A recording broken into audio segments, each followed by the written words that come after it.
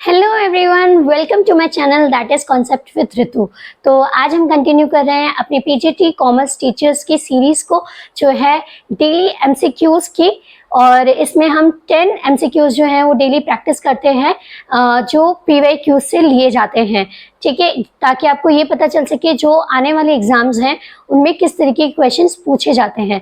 इससे पहले मैं आपको क्वेश्चन नंबर 1 से लेकर क्वेश्चन नंबर 20 तक की सीरीज जो है उसे अपलोड कर चुके हो, तो जो भी उसे देखना चाहते हैं वो उसे देख सकते हैं। और आज हम शुरू करेंगे अपने क्वेश्चन नंबर 21 से। तो चलिए हम देखते हैं अपना क्वेश्चन नंबर 21। आते हैं क्वेश्चन नंबर 21 पे। देखो, क्वेश्चन नंबर 21 हमसे ये कहता है कि a document issued by Reserve Bank of India on behalf of central government for meeting its temporary deficit and financing expenditure is known as. देखो, जब सेंट्रल गवर्नमेंट ऑफ इंडिया जो है अगर अपने एक्सपेंडिचर्स को वो मीट नहीं कर पाती है, अगर उनको शॉर्टेज पड़ती है फंड्स की, तो ऐसे टाइम में रिजर्व बैंक ऑफ इंडिया जो है वो एक बिल को इशू करते हैं जो बहुत शॉर्ट पीरियड के लिए होता है, ताकि वो अपनी जो शॉर्ट कमिंग्स हैं उसको पूरा किया जा सके। तो वो कौन सा बिल है वो आपको बताना है। ठीक है, तो क्या वो कमर्शियल बिल है, या फिर वो ट्रेजरी बिल है, या मनी बिल है, या फिर शॉर्ट टर्म लायबिलिटी बिल है? तो वो हमारा जो सही आंसर है वो है treasury bill.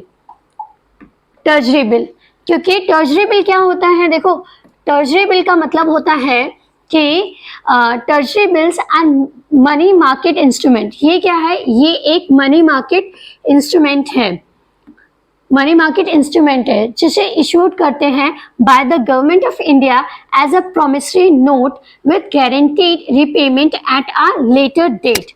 Funds collected through such tools are typically used to meet short-term requirement of the government, hence to reduce the overall fiscal deficit of the country. देखो, जितना भी ओवरऑल फिस्कल डेफिशिएट होता है country का, उसको reduce करने के लिए, उसको कम करने के लिए जिस इंस्ट्रूमेंट का यूज किया जाता है, या मैं कह सकती हूँ जिस मनी इंस्ट्रूमेंट का यूज किया जाता है, वो है ट्रेजरी बिल। जैसे इशू कौन करता है? आरबीआई।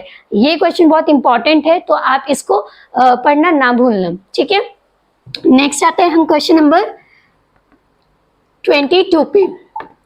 क्वेश्चन नंबर 22 तो आते हैं। क्वेश्चन नंबर 22 क्या कहता है? In order to protect consumers from unethical practice by business people, the Indian government from time to time has enacted different laws.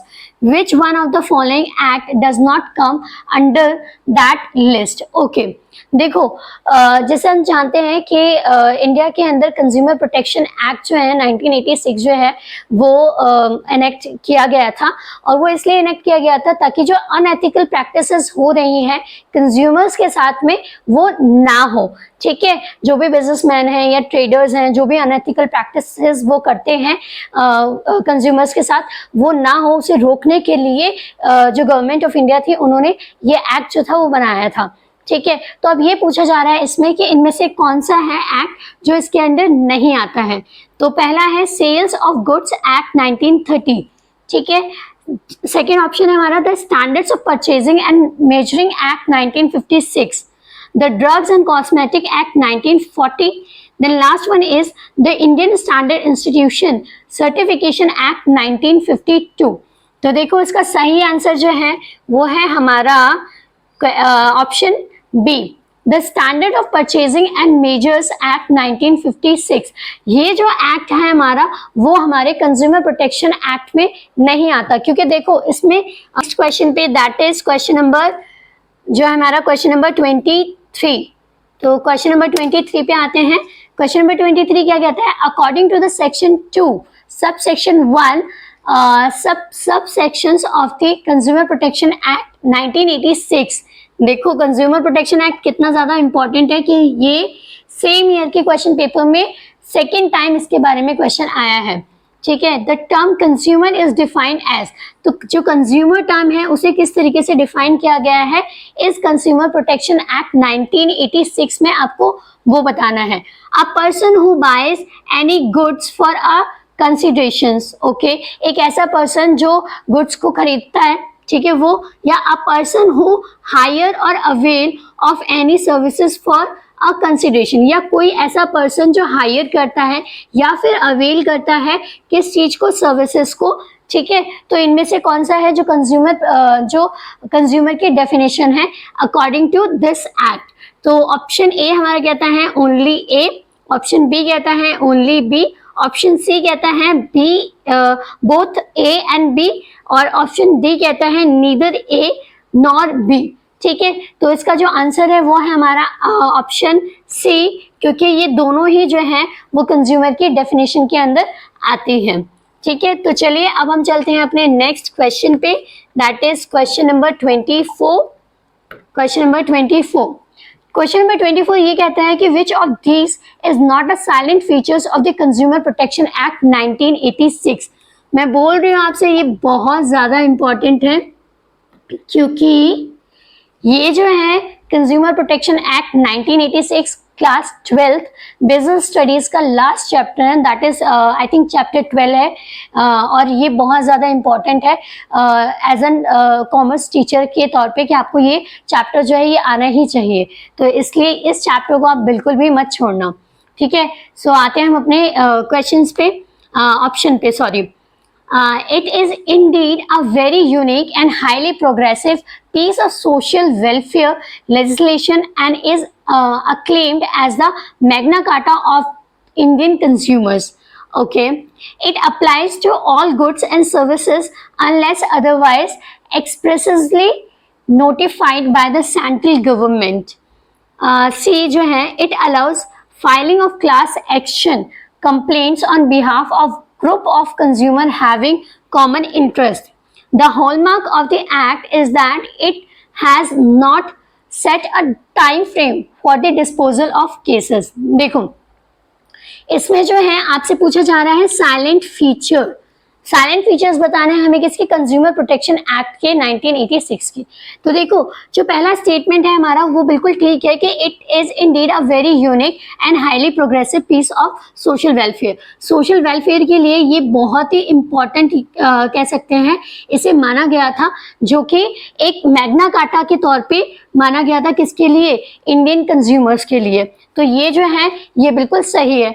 Next आते हैं, it applies to all goods and services unless otherwise expressively notified by the central government. ये उन सारे goods and services पे आता है जो India के अंदर बनाई जाती हैं, सिर्फ उनको छोड़ के जो सेंट्रल गवर्नमेंट अगर उनको नोटिफाई कर दे तो ये स्टेटमेंट में बिल्कुल ठीक है कि अगर सेंट्रल गवर्नमेंट अगर किसी पर्टिकुलर प्रोडक्ट को बोल देती है कि भाई ये कंज्यूमर प्रोटेक्शन एक्ट के अंदर नहीं आएगा, तो ही उसे हम बाहर रखेंगे इसके, अदरवाइज जितने भी गुड्स एंड सर्विसेज हैं वो इसके अंडर आती हैं, ठीक है। नेक्स्ट आते हैं, it allows filing of class action. हाँ, it allows filling of class action, ये अलाउ करती है किसको, फिलिंग ऑफ क्लास एक्शन को, कंप्लेंट्स को on behalf of group of consumer having common interest. तो इसमें ये कहा है कि मान लो 3-4 लोग हैं, ठीक है, उनके इंटरेस्ट को क्या किया जा रहा है, एक्सप्लॉइट किया जा रहा है, उनको एक्सप्लॉइट किया जा रहा है एक तरीके से, तो उन सब के बिहाफ पे कोई एक भी क्या कर सकता है, कंज्यूमर जो कोर्ट है उसमें कंप्लेंट को फाइल कर सकता है। ये ऑप्शन आपका वो कह रहा है, तो ये भी हमारा बिल्कुल ठीक है। तो इसमें पूछा था कि इसमें से कौन सा नहीं है, तो जब 3 हमारे बिल्कुल ठीक है तो ऑलमोस्ट जो ये होगा वो गलत ही होगा, ठीक है, लेकिन फिर भी पढ़ लेते हैं। The hallmark of the act is that it has not set a time frame. जो ये बोल रहे हैं ना कि इसने एक टाइम फ्रेम को सेट नहीं किया गया है डिस्पोजल ऑफ केस के लिए, तो ये गलत है, क्योंकि 30 डेज का जो टाइम पीरियड है इसको माना गया है। मतलब मोस्ट ऑफ द टाइम जो कोर्ट है वो ये कहते हैं कि इसका जो डिसीजन है वो 30 डेज के अंदर आ जाना चाहिए, तो इसलिए ये जो होगा हमारा राइट ऑप्शन होगा, क्योंकि बाकी 3 जो हैं वो हमारे बिल्कुल सही हैं, और जो नहीं है फीचर्स का वो डी है, ठीक है। तो अब आते हैं हम अपने नेक्स्ट क्वेश्चन पे, that is question number 25। Which of these persons can file a complaint under the consumer protection act. आज लगता है हम कंज्यूमर प्रोटेक्शन एक्ट ही पढ़ेंगे, क्योंकि सारे क्वेश्चन जो हैं वो इसी से रिलेटेड आ रहे हैं। ओके, तो इसमें ये पूछ रहा है कि which of these person can file a complaint. इनमें से कौन से पर्सन हैं जो फाइल कर सकते हैं complaint under consumer protection act 1986 से। तो ऑप्शन पढ़ते हैं हम। फर्स्ट जो ऑप्शन है वो है एनी वॉलंटरी कंज्यूमर, कोई भी वॉलंटरी कंज्यूमर एसोसिएशन या फिर registered under the company act 1956 और under any other law for the time being in force. ठीक है, अ कंज्यूमर, ये भी ठीक है। The central government, okay. D one or more consumer where there are numerous consumers having the same interest। E any state government, कोई भी state government. ठीक है, तो इनमें से कौन सा ऑप्शन है जो बिल्कुल सही है वो आपको बताना है। सो ऑप्शन कहता है, ए कहता है ओनली ए, बी कहता है ओनली ए, बी और डी, और सी कहता है A B C D E सारे होने चाहिए, और डी जो है वो ये कहता है ओनली ए बी एंड सी।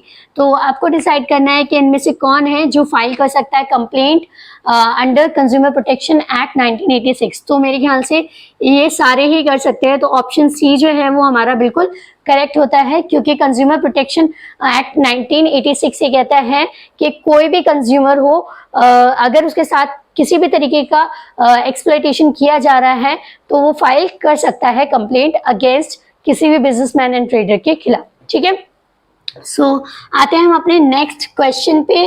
तो क्वेश्चन नंबर आता है हमारा 26।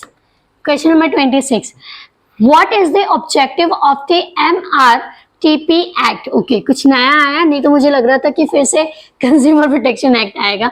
Okay, the MRTP act 1969। तो हमें बताना है MRTP एक्ट 1969 का ऑब्जेक्टिव क्या था, हमें ऑब्जेक्टिव बताना है। ठीक है, तो फर्स्ट ऑप्शन कहता है नो मोनोपोलीज।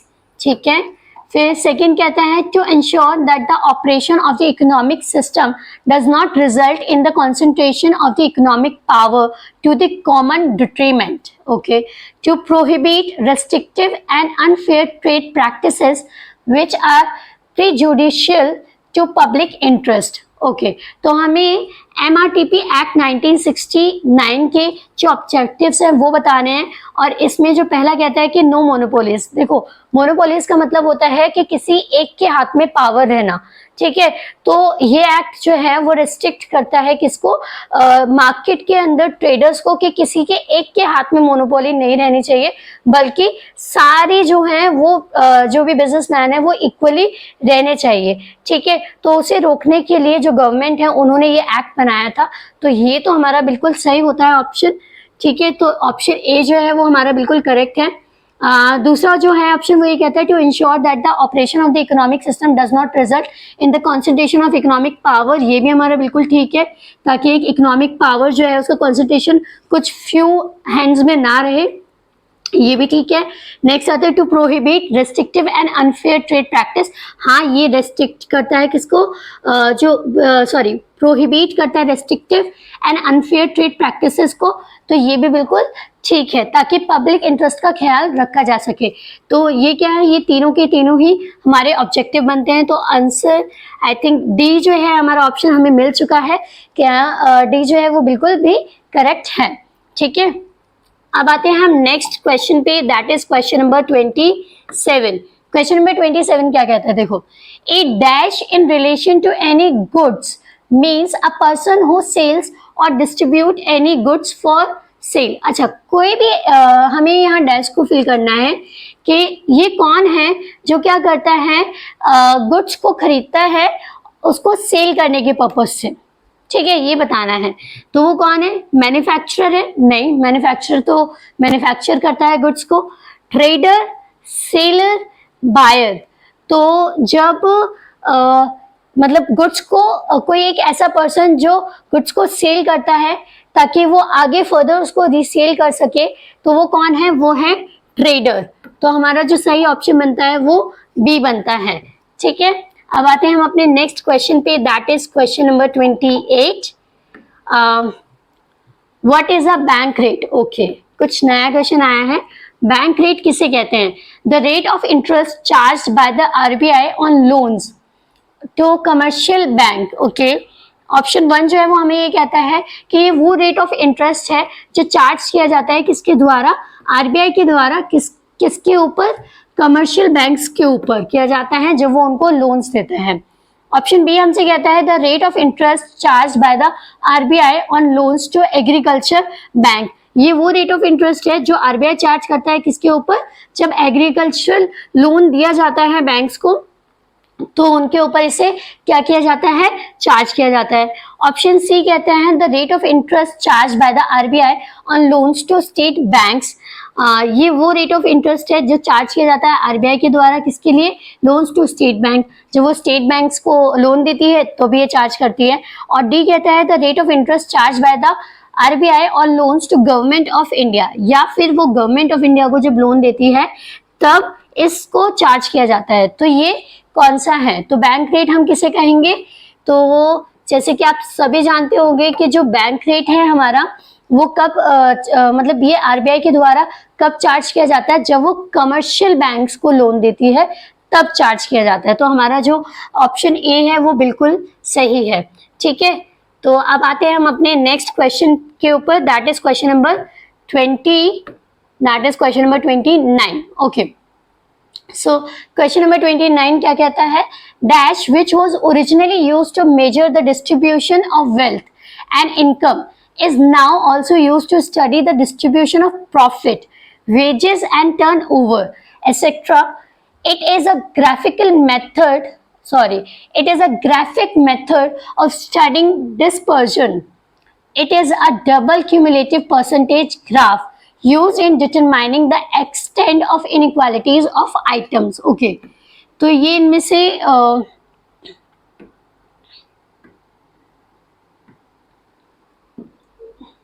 एक सेकेंड, हाँ आई थिंक अब ठीक आ रहा है, ये थोड़ा सा इधर कर लेते हैं। आई होप आप सबको ये पूरा अच्छे से दिख रहा हो। ठीक है, तो अब आ जाते हैं हम इस पे। ठीक है, तो देखो ये क्वेश्चन जो है वो क्या कहता है कि dash which was originally used to measure the distribution of wealth. सबसे पहले मतलब ये क्या था जो सबसे पहले इसको यूज किया जाता था किसके लिए, distribution of wealth and income को।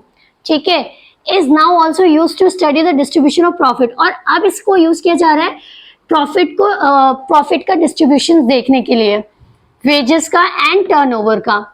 It is a graphic method, ये एक क्या है, ग्राफिक मेथड है ऑफ स्टडिंग डिस्पर्जन्स को, मतलब कितना गैप आ रहा है, ये एक ग्राफिक मेथड है उसको क्या करने के लिए, मेजर करने के लिए। It is a double cumulative percentage graph, ये एक डबल क्यूमुलेटिव परसेंटेज ग्राफ है जिसे यूज किया जाता है determining the extent of inequalities of items. Inequalities of items को मेजर करने के लिए इसको यूज किया जाता है। तो ये क्या है आपको वो बताना है, Lorenz curve, frequency curve, bell curve या फिर रिजर्व कर्व। ओके, आपको इनमें से एक ऑप्शन बताना है। ठीक है, तो देखो आई थिंक अगर आप लोगों ने इकोनॉमिक्स में पढ़ा होगा तो इसे हम सिंपली क्या कहते हैं, लॉरेंस कर्व कहते हैं। लॉरेंस कर्व जो है वो हमारा सही आंसर है। ये बेसिकली सबसे पहले इसने क्या किया था, सबसे पहले जो डिस्ट्रीब्यूशन ऑफ इनकम है ना, इसने उसको मेजर किया था, एज अ रिप्रेजेंट किया था ग्राफ के मैनर में। ठीक है, और अगर हम इनके बारे में पढ़ें तो ये कौन थे, ये अगर मैं इनके बारे में पढ़ती हूँ तो देखो ये एक इकोनॉमिक्स अगर मैं इकोनॉमिक्स के टर्म में देखूँ, the Lawrence curve is a graphical representation, ये एक ग्राफिकल रिप्रेजेंटेशन थी of the distribution of income और ऑफ वेल्थ, इनकम की और किसकी, वेल्थ की, इनकम के और वेल्थ की। It was developed by Max O Lorenz, इसे मैक्स ओ लॉरेंस ने इसको डेवलप किया था इन 1905 में for representing inequality of wealth distribution. Number 30 पे जो है आज का हमारा लास्ट क्वेश्चन। ठीक है, लास्ट क्वेश्चन भी हमारा यही है और अब देखते हैं इसका क्या है।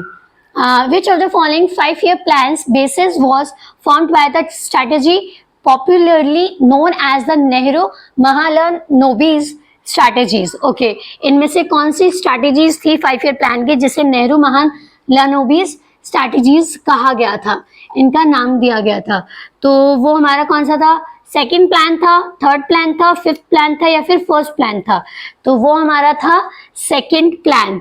देखो सेकंड पहला जो प्लान था उसके ऊपर हमने सबसे पहले फोकस किया था एग्रीकल्चर के ऊपर, ठीक है। जो सेकंड प्लान आया था उस पर हमने फोकस किया था किसके ऊपर, इंडस्ट्रीज के ऊपर।